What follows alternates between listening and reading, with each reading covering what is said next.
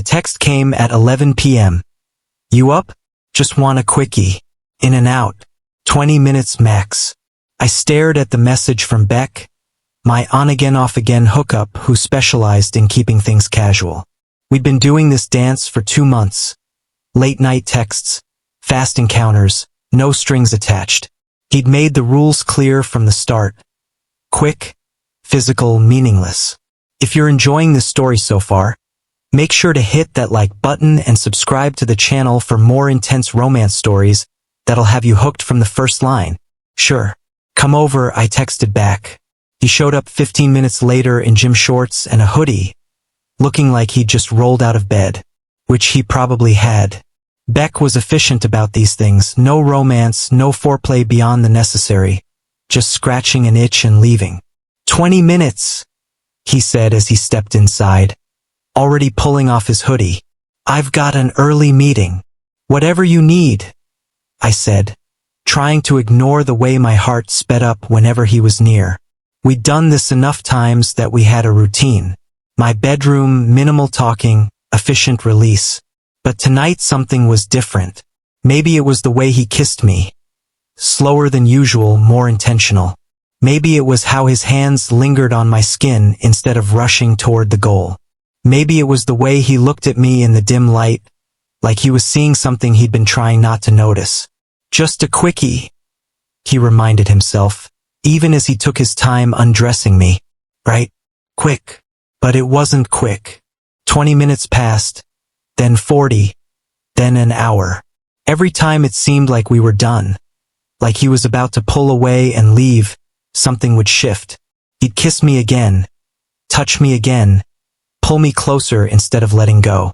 I should go, he'd say, and then his hands would be on me again, urgent and searching. So go, I'd challenge, and he never did.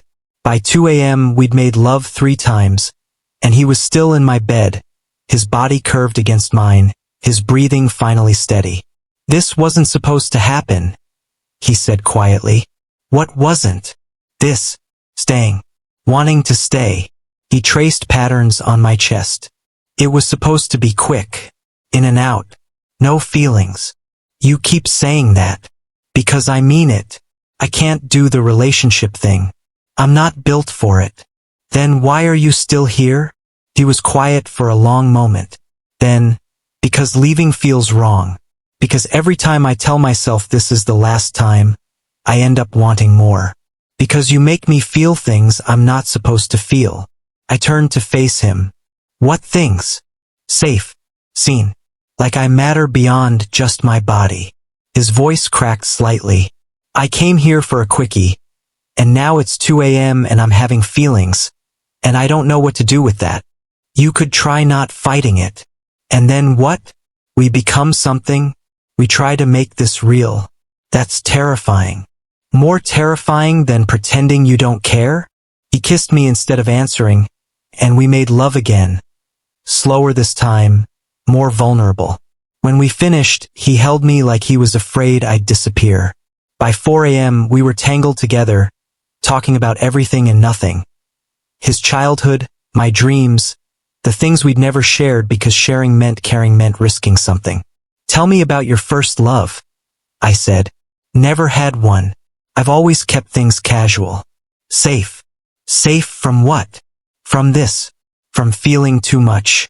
From needing someone and having them leave. He pressed his face against my neck. My dad left when I was 8. Just walked out one day and never came back. And I learned that people leave. That caring about someone just gives them power to destroy you.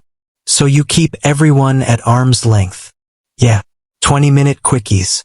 No names, no histories, no futures. Just bodies in the dark. He pulled back to look at me. Except it stopped being just bodies with you. Somewhere along the way you became more. When? I don't know. Maybe the 3rd time when you made me coffee after and we talked for an hour. Maybe the 5th time when you texted the next day just to see how I was. Maybe tonight when I realized I don't want to leave. I don't want this to be quick anymore. My heart was hammering. What do you want it to be? I want to stay until dawn. I want to wake up next to you. I want to stop pretending this is casual when it stopped being casual months ago. He cupped my face. I want to try, even though it scares the hell out of me. You sure? Because I can't do this halfway. I can't keep being your 20-minute escape if you're not willing to give this a real chance. I know. And that's what terrifies me. That you deserve someone all in, and I don't know if I know how to be that person. Then learn. We'll figure it out together. He kissed me again, and this time it tasted like promise instead of goodbye.